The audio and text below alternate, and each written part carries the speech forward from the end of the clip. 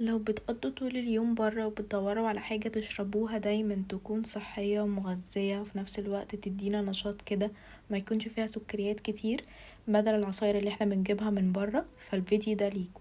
كمان ينفع للأطفال اللي بتروح المدرسة والناس اللي بتروح الشغل والجامعة. أفكار لذيذة جدا جدا لعصاير مختلفة كده تدينا طاقة. انا هدى من قناة وصفات هدى. لو عجبتكم الوصفات ما تنسوش تعملوا لي لايك وسبسكرايب عشان تساعدوا القناة بتاعتنا انها تكبر بسرعة. ويلا على طول نبدأ مع بعض. اول حاجة هنبدأ بيها هو عصير زبادو. زبادو اللي بنجيبه دايما من السوبر ماركت كده وبيبقى طعمه فواكه صناعية مش طبيعي. المرة دي هنعمله بفواكه طبيعية بيبقى طعمه لذيذ قوي.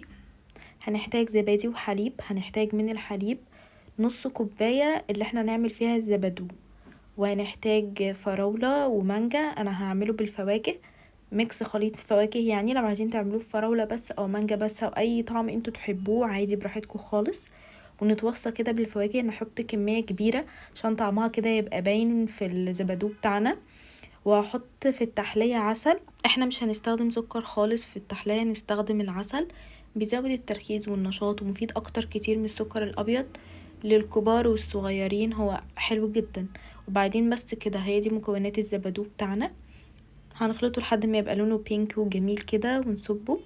وبس كده مناسب للاطفال والكبار وطعمه لذيذ قوي قوي قوي.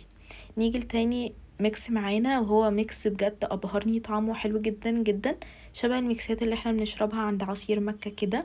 هو ميلك شيك تشوكلت مع مانجا، وميلك شيك تشوكلت صحي. يعني اول حاجة هنبدأ بيها المانجا. طبقة المانجا عبارة عن مانجا ومية بس كده. هنحط كمية المية تكون صغيرة قوي قوي. نبدأ بمعلقة مية بحيث انها تكفي بس ان الخلاط يشتغل. لو زودنا كمية المية الطبقات مش هتفصل، يعني مش هتبقى طبقة مانجا فيها طبقة شوكليت، لا هيبقوا على بعض كده، فنقلل كمية المية على قد ما نقدر. وبعدين نيجي للسموزي بتاع الشوكليت. هيبقى عبارة عن تلتين كوباية من الحليب وفانيليا وعسل. وده كاكاو خام وسوداني. ده سوداني انا طحناه في مطحنة التوابل لحد ما بقى ناعم كده. ممكن بداله نستخدم زبدة الفول السوداني. وكمان موزة متجمدة، مهم جدا انها تكون متجمدة. والموز اساسي عشان يديني القوام الكريمي الطبيعي بتاع السموزي. وهحليها بعسل. ممكن نستخدم تمر للتحلية. وممكن اللي مش عايز يستخدم موزة متجمدة ممكن يحط معلقة قشطة عشان يبقى القوام كريمي كده. بس هو الموز المتجمد بيديني احسن قوام واحسن طعم. نيجي للعصير اللي بعده وهو عصير فواكه. العصير ده انا ممكن اشربه بس عشان جمال الالوان، يعني الوانه حلوة جدا. هو عبارة عن طبقتين. اول طبقة عبارة عن مانجا وموز. ممكن نستخدم اناناس وموز، ممكن نستخدم عنب، يعني الفاكهة المتوفرة عندنا عادي. وهنستخدم الطبيعي عسل للتحلية. ومية تكفي بس ان الخلاط يشتغل، يعني هتبقى مثلا معلقة كبيرة او معلقتين كبار بالكتير قوي. شايفين القوام وانا بصبه كده تقيل ازاي. وما تقلقوش، هي الفاكهة كمان عشان متجمدة فيعني بعد شوية هتفك كده، وما نيجي نشربها هيبقى القوام عصير عادي. بس عشان كده لما نيجي نصبها تفصل معانا طبقات. كده اول طبقة معانا طبقة المانجا والموز.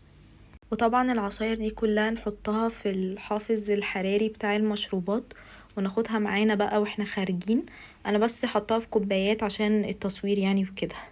تاني طبقة معانا هي طبقة الفراولة والبطيخ. هحطهم في الخلاط معاهم شوية مية بسيطة قوي وعسل كمية بسيطة قوي للتحلية. وبس كده، دي تاني طبقة معانا. ممكن طبعا نستبدلها بأي حاجة، ممكن توت، فراولة، بس الفاكهة المتوفرة عندنا عادي. وكده الافكار بتاعت النهارده يا رب تكون عجبتكم. هسيب لكم تحت في الديسكريبشن كمان وجبات اكل صحيه ناخدها معانا واحنا بره. ما تنسوش تعملوا لي سبسكرايب واشوفكم على خير قريب. مع السلامه.